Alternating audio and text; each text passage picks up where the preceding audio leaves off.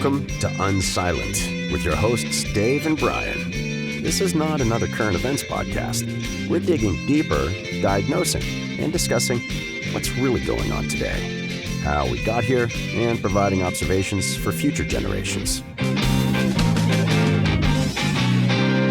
Hey, welcome to Unsilent. We're Brian and Dave. We'd love to hear where you think we got it right and where you think we just missed the mark. You can do that by visiting unsilentpodcast.com, or Rumble has a great comments section, or any of the social media channels where people gather. So you can leave us your feedback. We'd love to hear it. So, Brian, what's on your mind this week? Well, what is it? Day 8 of the government shutdown. So that still has had a 0.0% impact on my life as I go along. So, but it's all the hubbub, that's for sure. Oh yeah, it's in the news cycle. Yeah. I've been thinking for the last couple of weeks, well, really since the Charlie Kirk assassination, I guess I've just been more tuned into language.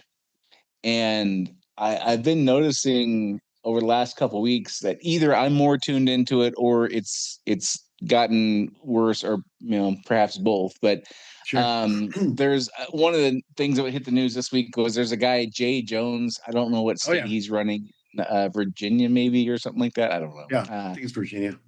He's running for attorney general, I think, and he got caught with some text messages. I'm just going to kind of read through these quickly, but yeah. Let's see here. If those guys, whoever he's talking about, die before me, some conservative person he doesn't like, if they die before me, I will go to their funerals to piss on their graves, send them out awash in something. And then the guy whoever replies back, Jay Jones. I don't know if he was like, hey, what are you doing? Like, stop, right. Like, Jay, stop it. Like, I don't know the context. But then he says 3 people, 2 bullets. Gilbert, Hitler, and Pol Pot. So Gilbert must be the guy he doesn't like. Yeah. Gilbert gets 2 bullets to the head. Spoiler: put Gilbert in the crew with the 2 worst people and he receives both bullets every time. Okay. So this comes out, and not very many years ago that would have been exclusionary. That would have like you're out. Like, you can't, these guys can't run. Yeah. And that's not what's happening. The guy who's running for governor, or whoever with him, or however that's working in Virginia, basically said, yeah, it was a really dumb thing he did, but I've known the guy 25 years, and he's a good guy. Essentially. So yes. And I trust his judgment. I think the quote was, I trust his judgment, or something like that. It was some version of that. And so that's in the news. And then I come across this thing here, and I'll share my screen, and I'm going to play about a 20-second clip for you. This is for my buddy Ibram X Kendi. I think I'm getting his name right. Yeah, no, that's right. Yeah. So here's what he has some thoughts about white people. So this is I guess it's about an 8-second clip. So here's his thoughts on white people. I don't think white people worldwide have really reckoned with how much their own personal identity is shaped by constructions of whiteness, and how much that construction of whiteness prevents white people from connecting to humanity. Okay, so now I could be inferring too much there, but the gist I got from that is that white people have a hard time connecting to humanity. Well, you said that. Yeah, you did say that. So that kind of implies that white people are not part of humanity. That's a logical conclusion. Yes. Yeah. Okay. And again, not too many years ago, somebody would have said something like that, like insert whatever race, insert whatever ethnicity, insert whatever religion, and that would have been like, hey, you can't be somebody we take serious anymore. Well, I mean, it's dehumanizing. It's completely dehumanizing. Okay, so then how's this tie to the Charlie Kirk thing? So I've been thinking about this a lot. Like, there's just been this 10-year campaign or 15-year campaign, or I guess for sure since 2015, I would say, maybe longer. I don't know. Maybe goes back a couple years further than that. But let's just pick a hobby like golfing, right? Let's say for 10, 12 years, somewhere around 20 to 50 times a day, MSNBC or Fox News or ABC or CNN or whatever, insert whatever, New York Times, Washington Post, Washington, or New York Post, like pick whatever series of outlets. If for 10 or 12 years, 20 to 50 times a day, they said golfers are evil, right? They just like this nonstop campaign, golfers are evil. And then all of a sudden one day, a golfer gets shot, and written on the casing of the bullet was "Catch this golfer." Yeah. Now, I think that people would probably go, "Oh, maybe there's some kind of connection there." Yeah. Is there a line here? Is there a, yeah. It wouldn't seem like a blurry line in that case, right? However, either we have a carve out where people who are accused of quote unquote fascism don't deserve the same level of again, people who are accused of that, not actual fascists, just people who have been accused of that don't deserve the same kind of protections and societal norms as everybody else. Or we just are in an era where you can just say pretty much whatever the hell you want about people, as long as you're on the quote unquote right side with your tribe, then like all bets, like all the norms, all the rules of society are just like cast out the window. Yeah. Well, so what do you make of all this? Well, there's no doubt it's your second, it's the second of the two options. So because the first option would require us to say there's a single standard, a single metric, and to judge everything by for all people in society. That would be what's required for a reasonable, logical society. Where we're at right now, it's definitely the second one, where if you're in tribe A, you can say anything, no matter how unreasonable, how egregious, how evil. I mean, so like the quote, the Jay Jones quote is evil. I mean, it's just straight up evil, right? Because whoever your political opponent is in Virginia, it's very unlikely that on any objective, historical basis, you could say this person deserves 2 bullets to the head when he's surrounded by Hitler and Pol Pot. Yeah. I mean, there's no objective basis for saying something like that. So the only way that a person could literally get away with that, or to have that either accepted or excused, it's really excused, and that's kind of where that comes in.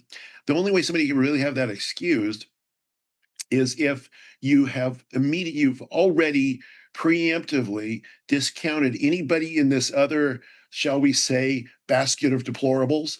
Maybe we'll use that terminology that somebody used to use in the past. Yeah. If you've preemptively said that anybody in these basket of deplorables does not deserve the same consideration, the same human rights, the same. I mean, it gets back to the Kindy quote earlier, and that was, essentially because of an immutable characteristic of yours, you can't understand. You just simply cannot understand of what humanity's, what it means to be human, kind of thing. So yeah, I think that's the answer. We are so deep into tribalism that at least the folks that are live their life as with tribalism as a religion are in a space where it's fine to say anything you want, no matter how horrific, how evil, about somebody in the opposite tribe, and it's okay. Yeah, and if I were to draw a parallel, like take the trans issue, which has been a hot button issue for many years now, the path it took was it must be acknowledged, then it must be accepted, Right. then it must be embraced, and then it must be celebrated. I feel like this dehumanizing of people and using this kind of language is following a similar trajectory. And I agree with you that we're somewhere around the embracing or the accepting phase. I feel like we're rounding the corner on embracing. And for some, we've already surpassed to celebrating. Oh yeah. Well, I mean, for the hardcore tribalist, you're at the point where if you do not celebrate, that is an acceptable definition of evil. If you don't say that this is not just okay, but you have to agree and support, and if you don't say that all of these things are objective moral goods, then you are objectively morally bad. So that's, you know, it seems to Yeah. me that when you're at that point, and the biggest problem when you're at that point, to connect it back to like Charlie Kirk's assassination, or some of these other, some of the other things that we're seeing. I mean, in Chicago, some of the people are saying, well, we're at war with the United States, Yeah. and when you're at the point where a significant group of people is objectively immoral, objectively evil, and you can say things like two bullets for my opponent versus only one bullet for Hitler. You're at a point where violence is there's a straight line. There's a definitely straight line. Yeah, and I keep reflecting on, and not, I shouldn't say keep, but occasionally I reflect on how what the reaction was like to the Charlie Kirk thing, and the utter dismissal, if there was any connection to this nonstop tirade about how fascists are evil, and oh, by the way, if you're conservative, you're also a fascist, Right. and then the bullets, having been written on, hey, fascists, catch this. Right. Utter dismissal if there's any connection there. But if you take something simple, like silly, like, and said golfer instead, it makes perfect sense then, right? Yeah. Yeah. But because there's no affiliation with your tribe with golfers, then like, oh, of course, it's completely like cut and dry. It's black and white. But it's way more murky when it's actually evil people, or people who have been accused of evil. And that I don't know. What's the path out of here, Dave?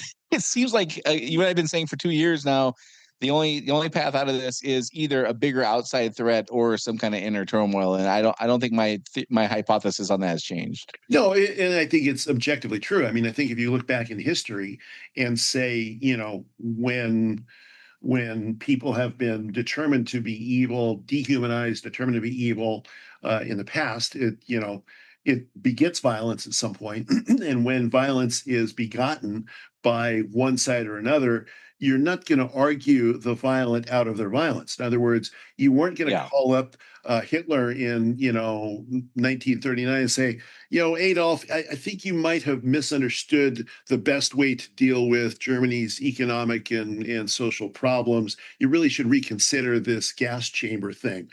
You're not gonna debate somebody or argue somebody out of it. The only way when it gets to that level, I think, historically speaking, is there will be opposing violence, whether it's a war or whether it's whatever it is, a revolution, whatever. Yeah. It's not fun. So we're, as Dave and I are explaining to future generations, somebody who's alive 70 years from now and has not even been born yet, as we're living through this, what this time is like. It's certainly not the most pleasant era I've lived through. There's been a lot more fun times to endure our society, for sure. Right. Okay, so and then shifting gears, the other big thing that you and I haven't really talked about a whole lot, but it's certainly newsworthy, I guess I should say, is you've got these pockets of cities like Portland and Chicago where they've kind of, I don't know, either allowed or even helped the protests to the point where they've kind of, who knows what reality is. I don't live there, so I don't see it firsthand, but there's two versions of the story. One is people are held captive by these rioters, and they live in apartment complexes and buildings that they can't leave and feel safe to walk down the street because the rioting is just out of control. And then there's another story like, actually, it's not that bad. Yeah, people get out of hand once in a while, but by and large, it's peaceful protests. And like, it's the same thing we saw during the George Floyd thing, where mostly peaceful protests with the fires on in the back. And it's mostly peaceful if you're not the guy whose business just got burned and life savings just got burned to the ground. Like, I guess, percentage wise, the percentage of businesses that got burned down was probably pretty small. But if it's your business, it's probably a pretty big deal. It's pretty significant. Yeah. Yeah. And so now we have situations where federal forces, I guess you could say, or law enforcement or whatever. ICE. The National Guard, these entities controlled by the federal government are now intervening in state and local municipalities and jurisdictions and things like that. And I tell you, first of all, I don't envy being the guy who has to make that call of either you do nothing or you do this. And it seems like there's not a lot of middle ground because, again, as we just said, there's not a whole lot of ability to negotiate right now. So it's not like Trump can call the mayor of Portland or the governor of Oregon be like, hey, let's just kind of work. It feels like that's not in the cards. It feels like that's not an option. So you either do nothing or you do something like this. Right. And again, this is why I'll never be a politician, because these are the kind of calls I would not want to have to make. Yeah. Even if I was pretty confident in my decision-making capabilities, these are horrific decisions to have to make under any circumstances, right? So what do you make of all this? Like, I'm not going to ask necessarily. I'm not necessarily, if you want to answer, you can. I'm not necessarily asking, would you do this or not? But what else could we do? Is there anything else we could do? I mean, It feels to me like you either do nothing or you do this. Like, it doesn't feel like there's a lot of other options. Well, no, I mean, I think in terms of physical, what do you do when you've got, this level of crime and this level of, resistance to federal authority? I mean, um, yeah, you really don't have a whole bunch of options, and the problem is, of course, that we've got the tribal overlay on all of this again, where anything that Trump does is de facto bad, even if it results in, like, Washington, D.C. Eventually, Muriel Bowser, the mayor of Washington, D.C., had to admit, yeah, it's kind of cool that there aren't, there's probably hundreds of people that are alive now that wouldn't have been if Trump didn't do this. So, I mean, and that's just objective fact. But I think the stat I saw the second week was carjackings were down 87%. Yeah, yeah, and you take all manner of objective evil, and carjackings, rapes, murders, assaults. Those are all things that most honest people would admit are objective evils. But the problem is that when you think that the person who is solving the objective evil is himself a deeper evil, the fascist, Nazi, whatever, and then you impute to him all the evils that Stalin, Pol Pot, Hitler, Mao, whoever has done over the years. You impute to them, well, he's going to do these things, like future crime, right? All of the, he's going to set up concentration camps, just like Hitler. When you say that, then it's easy enough to get into, and when you've got nobody in your tribe to push back against that and say, well, but that hasn't happened. It didn't happen in the first 4 years. Yeah, but he wanted to. Yeah, but he wanted to. There's no way out of that discussion. There's no way to win that argument. Yeah, and what I played the clip last week of Gavin Newsom. It's this constant ratcheting up. Well, yeah, but 28, he's not going to let there be an election, just like they said in 2020. He wasn't going to let there be an election, and there was an election, and he left, but now this time he's deadly serious. Like, we're code red. The stakes have never been higher. We got to save whatever we got to do. We got to fight fire with fire to save our democracy. Like, it's this constant ratcheting up of what the consequences could be. Right. We've kind of lost reality for our vision of our perception of reality based on what is and what has been proven to be true. But then he does send these National Guard troops in, and it doesn't look good. I wouldn't want to have to do that. But again, what the alternative is, like, you do nothing and you try hey, we're going to withhold federal funding and like all that, which I don't know how even plausible or realistic it is to even try to maneuver those kinds of things. I don't know if you could even do that quickly or not. It feels like there's not a lot of levers to pull. And so now we're in this situation, and okay, so DC kind of that story is kind of subsided, but that's under federal jurisdiction per the Constitution. Yeah. Portland and Chicago are not. Like, these are kind of different animals, right? Yep.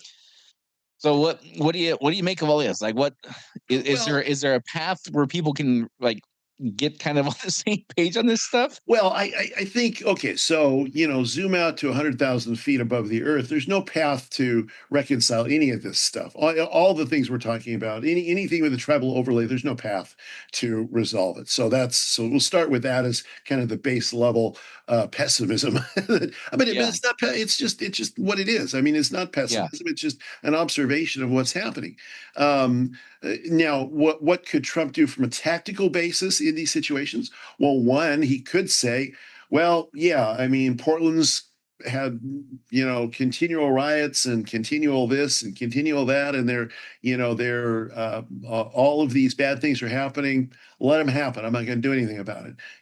He could just say that. I mean, and so, if I were in his position, would I have sent in the troops, or would I have said, huh, well, this is what you want?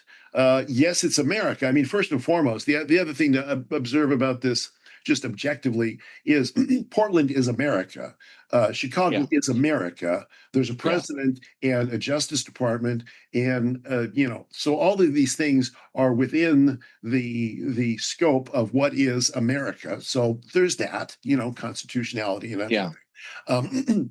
But on the flip side of that, he could have said, well, we're just going to, let's go back to Kurt Russell in what was it, 1980 or 1981, Escape from New York. Let's just wall the whole thing off, let the criminals run it, and, go for it.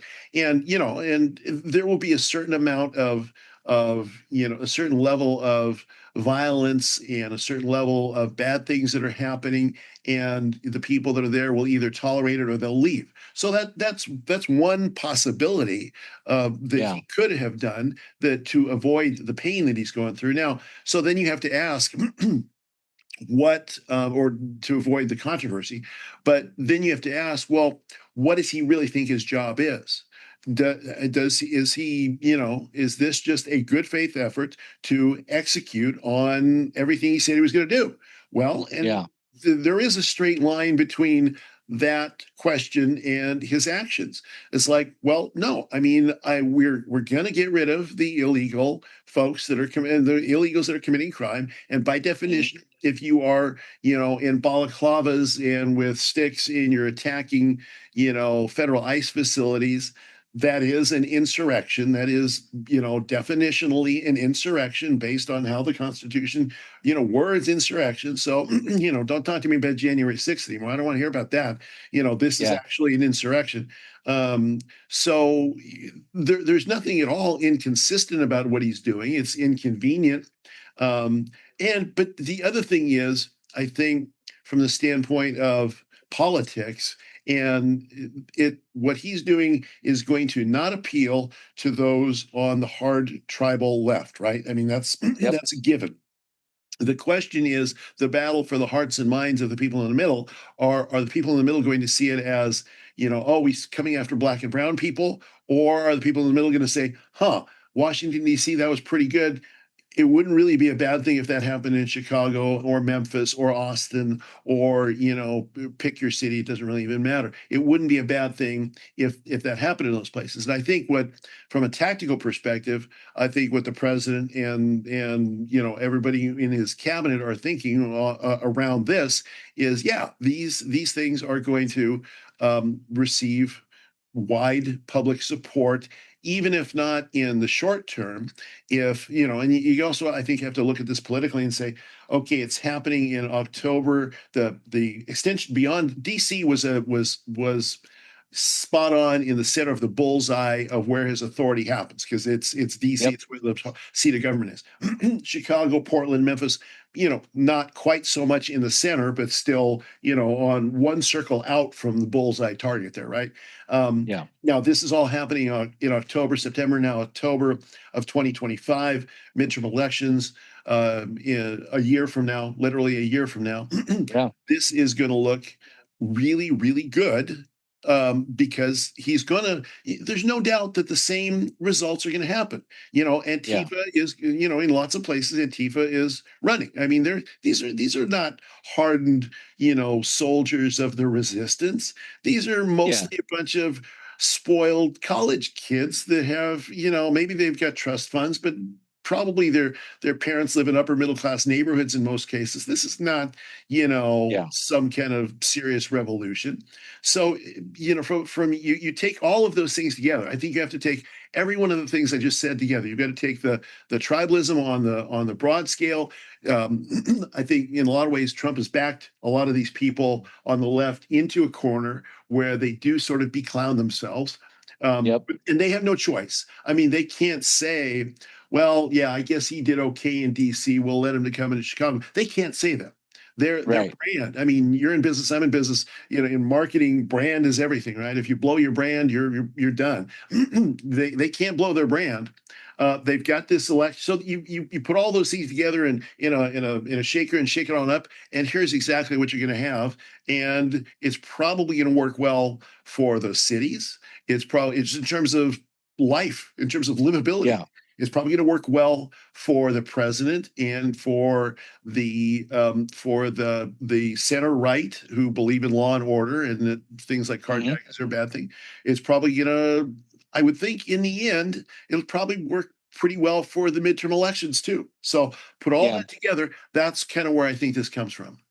Yeah, I think again, I've never had a elected position like that of any magnitude at all, but I think you would have to dismiss the 15%, the 10%, the 30%, whatever the percentage is, who are just going to hate your guts no matter what. I mean, like there's a meaningful percentage of the population that if he gave away all his wealth and denounced his citizenship and said, "I'm the worst human being, the worst American citizen that's ever been. I'm gonna exile myself to Venezuela, and I'm gonna donate all my wealth to New York State for them to give to poor people." People would still say that wasn't enough. Right. Yeah. Of course. 100%. Right. So, absolutely. So you kind of have to. I think you would have to discount that lot and not even factor in what they think and their approval or disapproval, because no matter what you do, even if you like got on TV and like committed suicide, it would not be enough for them. They would not. It would not be enough to satisfy them. So you have to discount them, I think. Yes. And then you've got your core constituency that's gonna, like, no matter what you do, they're gonna die on the hill of, well, he did the best he could. You know, even if the outcome sucks, though, well, his intentions were good. Okay, so you get that. Yep. So I think you're right. I think you have to worry about what the folks in the middle think, and I think based on the movement we've seen both in polling of people kind of jumping the progressive ship and leaping onto the conservative vessel, or at least hanging out in no man's land trying to sort it all out. Right. The pendulum is kind of swinging in that direction, and you kind of have to ride the tide and don't do anything really stupid, but do things that are smart. And like, okay, the people who are attacking federal facilities, like, you've got grounds to move in there. Yeah. And if we stumble upon some illegals, that goes right along to what we campaigned on, and we're doing what we said there. So at least we're consistent. I think you're right. I think if you can honor those kinds of boundaries, I don't think they have much choice other than, like you said, I guess and I said you can either do this or do nothing. I guess there's a version of doing this where you kind of, like you said, isolate, not economically, not physically necessarily, isolate cities and be like, okay, the perimeter of the city, we're going to put up a safe zone. We're not going to allow this stuff outside of Portland proper. If you want to live in a safe neighborhood, you can come out here, and Portland, you guys just deal with this as long as you want to deal with it. But we're going to put federal troops in to make sure that people in the outlying areas don't have to deal with this, who don't vote this way. I guess you could kind of do a version like that, but it's still like, it's going to look similar, that you're putting troops in National Guard in place. You really don't buy yourself anything by doing that, because whatever their narrative is set, no matter what you do. You're an evil Hitlerian fascist, no matter what you do, no matter, like you say, you give your fortune to support, quadriplegic kittens. You're just an evil fascist. Doesn't really matter. So I think in that regard, it's a very, the way he's doing it is logical. Now, of course, he also, I think the other part of this that I think bears commenting on is just then the way he positions things. So I think his commentary is sometimes designed to poke his finger in the eyes of his he said Charlie Kirk's memorial, when he said, he was very impressed with Erica Kirk because she, forgave her enemies. He says, "I hate my enemies." So it's like, that's Trump doing Trump. Yeah. Well, also, I think that's part of his charm is maybe not the right word, but electability or whatever, like his appeal. Yeah. I agree. That's a much better word. Is that he is who he is, and like him or hate him, like, he's going to be him. So, Yeah. all right, well, that's the stuff that I've been paying attention to. What are things on your mind that are more big picture? Well, so I've been, I mean, in this podcast, and you and I before we did the podcast, we've thought a lot about the fourth turning, the secular cycles, the 80-year cycles, the 20-year cycles that are part of that, and all of that, and those are all super critical things. But I've been thinking recently more about kind of broader cycles than that, millennial cycles, such as, I was thinking about, of course, I love ancient history. And so Rome, between the Republic and the Empire was about a 1200-year kind of thing, and so if you take a look at the basic operating system for large cycles, even when they have these smaller cycles, that these 80-year cycles, 100-year cycles embedded in them, there's a lot of there's still a fair amount of commonality. For instance, in what Neil Howe calls the American republics. The first republic at the Revolution, the second republic after the Civil War, and the third republic after World War II. We still have a lot of commonalities. We still have the Constitution. We still have a lot of and a lot of the things in the Constitution mean mostly what they did for a couple of 100 years, 250 years now. So there's a lot of things that are very similar. Now, in Western culture, for instance, has been pretty similar, throughout the last 200 some odd years. There's it morphs, it changes, but the core of it has always been pretty much the same thing. Now, if you go back to periods like in the Roman period, in the Greco-Roman period, so you could say 1,000 years, 1,200 years of the Greco-Roman period, which you can really say started about when Alexander the Great, conquered Pharaoh, put it into the pharaonic dynasties in Egypt, and so that really started an era there. Now so that was a complete culture, a completely different culture than Western culture that we have today. Now it eventually led to, in a lot of ways, to Western culture that we have today. But you had in that period of time prior to the Holy Roman Church and all that, you had the common operating system of society being the multiple different deities in the Roman deities, and your household gods, and all of these different things that people sort of took for granted, like we in America take for granted things like free speech and other sort of modern Western principles and such.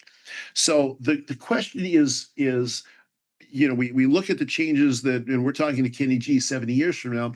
My question about this period that we're in right now is, are we in a transition period only from one turning and one set of four turnings into another set of four turnings, but the basic operating system will kind of be the same as it was? Or is it a more monumental kind of turning? So you take a look at the turning between the pre-Greco-Roman period, which was a period of empires, Assyrian Empire, Persian Empire, all these different empires. Then you had this kind of more global, organized, engineering centric, law based. There was a whole bunch of stuff that happened during the Greco-Roman period that was new to planet Earth, a whole different way of operating societies and cultures, and was pretty successful just in terms of, I'm not endorsing, everything that happened in that period, but it was pretty successful in terms of maintaining a coherent, cohesive society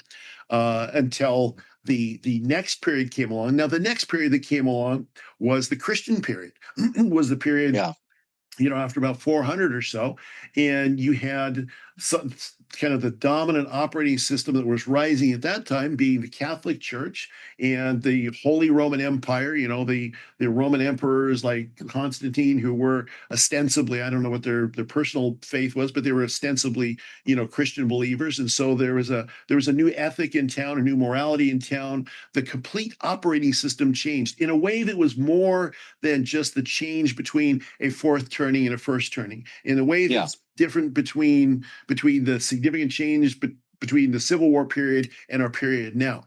So those are even more monumental kinds of changes. Now you look at the one we're in right now. So we're sort of past the domination of the Roman Church, and that started to happen in the 1600s with the Reformation and with the Enlightenment, the ideas of personal freedom, of individual freedom. Like for the Reformation, the individual freedom to read the Bible and interpret it yourself and come up with your own conclusions. You didn't need a priest, and you didn't need to pay indulgences, and all of those kinds of things. The scientific area of the Enlightenment, where in modernism and now postmodernism, that we've come through, and that was a very fundamental change from that about 1,000-year period or so to where we are today. Now, I think things today, and I think how and I've been reading a number of books on this, not just the fourth trading, but on these kinds of larger cycles, and it occurs to me that for better for worse, that this turning that we're in right now over this 20 years and maybe the next 20 years, we'll see. It could be one of these larger kinds of societal shifts than just like pre-World War II, post-World War II, or pre-Civil War, post-Civil War, because you have things. You've got a lot of things happening that are rejection of Enlightenment principles, rejection, or not necessarily rejection, but sort of a depreciation, if you will, of like Enlightenment principles, a depreciation of Reformation principles. Now there's resurgence. So let me ask you a question, because I don't know history nearly as well as you. Do these more significant millennia turning kind of things?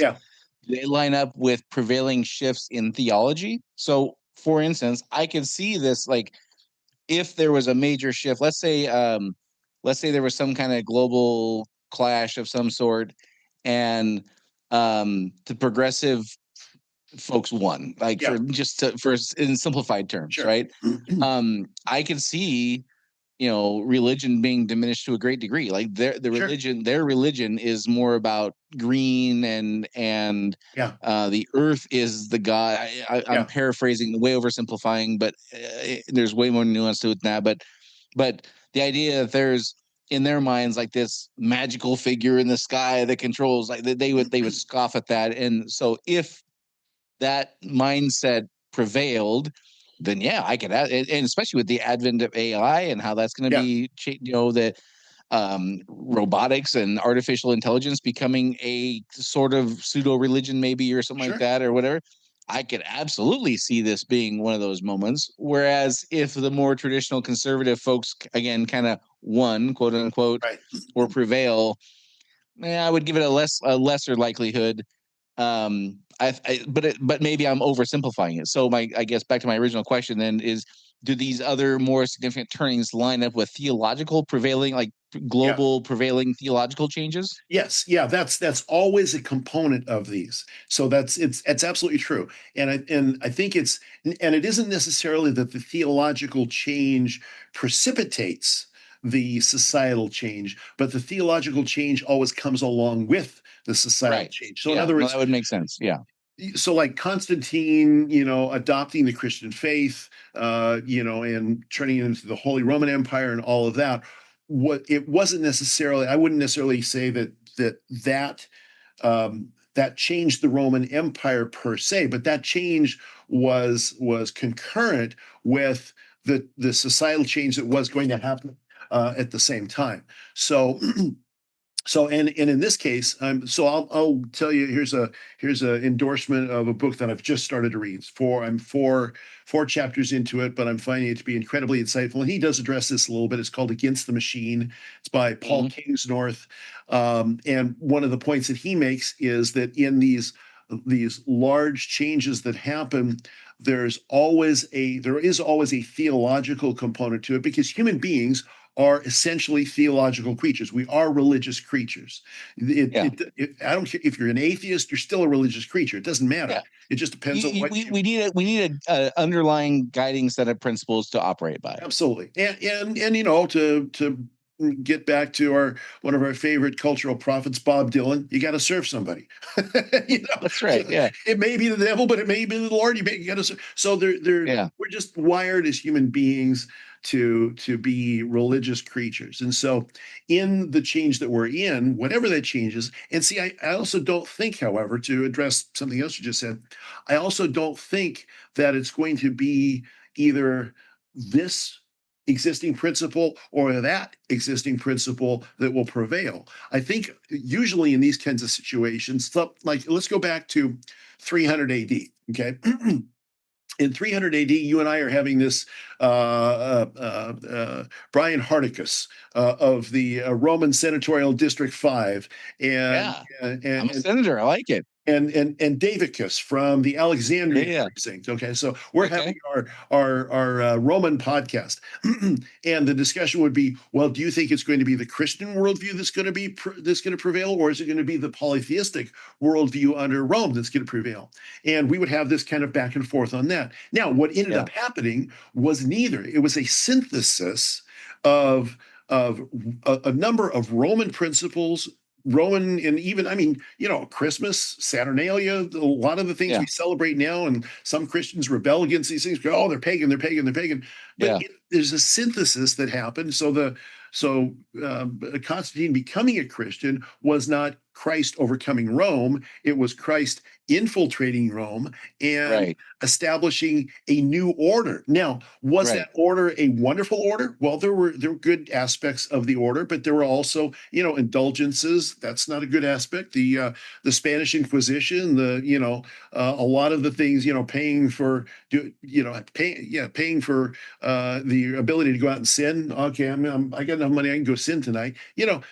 So there's things about it that weren't great, but it seems to me that like what could, and I don't know what's going to come next, nobody does, but you could take and say, okay, well, you've got this sort of technocratic, technological, AI-based world that's coming, and you've also got at the same time a real return to some fundamentals of simplicity and old-fashioned religious belief, the things that I grew up with. So you've got those things both happening at the same time. I wouldn't be surprised to see kind of not it's either this or that, but it's a kind of a melding of those things in this new age. I would expect a melding. I would also, though, still anticipate one side would be heavily weighted more than the other as far as establishing what's good and evil. Sure. Well, and you had that in Rome too. I mean, Rome did become a Christian empire, right? Yeah. So it's not an even amalgamation of things. Yeah. But to a great extent, a lot of it is a convenient amalgamation. So, for instance, the whole Christmas thing is a perfect example of that. So, Constantine's like, shoot, everybody loves that Saturnalia thing. We got these big parties, we got the trees, we got people giving gifts. I don't want to be the guy that says you can't do that anymore. I know. We'll keep that, and we'll say it's all about Jesus. Okay, well, best of both worlds. So, that's kind of how that thing. He was a politician still, right? Yeah, well, he's great. Yeah, Constantine, people debate whether was Constantine a real Christian or was he just a politician? Well, he could have very well been both of those things. Maybe he was just a man who did the best he could with given the circumstances he was facing. And that's the way that these things unfold. They don't unfold in absolute terms, like tribalism would say that this tribe wins or that tribe wins, and it never pans out that way. It pans out to be a whole different thing than either tribe envisioned, and there's something, it's almost a negotiation. There's something to like and something to hate from everybody. So I see it seems like, again, I don't know history nearly as well as you, but I know that there's been geographic areas, whether they be countries or kind of lack of countries, even where they go through decades or even centuries where it's just kind of unknown. Like it's chaotic. It's not well organized, and they're just kind of fumbling their way through, kind of sorting it out. And it seems like history waits upon a uniting figure of some sort, whether it be Cleopatra or Constantine or whoever, to prevail in some battle of some sort and amass enough power with a certain set of beliefs that then, like you said, melds with other historical norms and what's what I'm looking for, rituals and like that kind of stuff, and just kind of makes it all work the best they can, and pretty soon that's just the underlying theme for upon which everything operates. Well, yeah, and there's again from the Roman period, there's some good examples of that because there is a desire. People do have a desire for some level of predictability in life. Sure. Yeah. That's a normal human desire that we all have. So, One of the strongest of all it is is. a desire to have certainty of what's going to happen. Yeah. Exactly. And so if you take a look, for instance, at the Germanic tribes, Rome had a terrible time with all the Germanic tribes. I mean, they were fierce fighters and, they have warlords and these guys are crazy. They got berserkers or Vikings, later on. But anyway, there was all of this going on, and Rome brought to them after significant clashes, significant, battles and stuff over hundreds of years.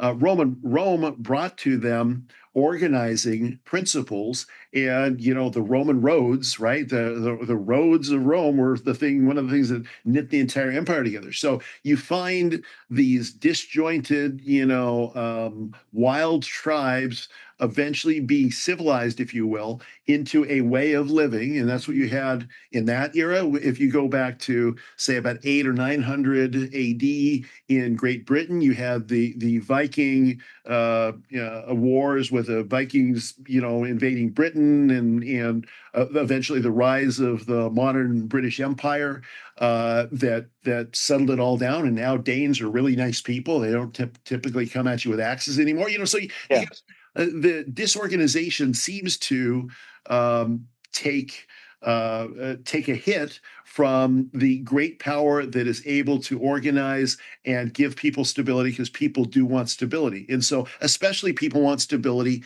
after, like, to bring it back to our smaller period of time, after the fourth turning period like we're in right now, people do tend to say, I want stability after all of that craziness happen of the 2020s and 2030s. So maybe I'm willing to accept something that's not quite what I envisioned, but it seems stable and it's got some things I like, and I can go along with most of the faith that's there. I can go along with a lot of the religion that's, maybe not all of it. I can go along with a lot of the technology that's there and a lot of the government that's there, but maybe not all of it. So I think that's where we're at. It seems like that would be directly correlated to the amount of suffering that they had just endured. Yeah. Right. Yeah.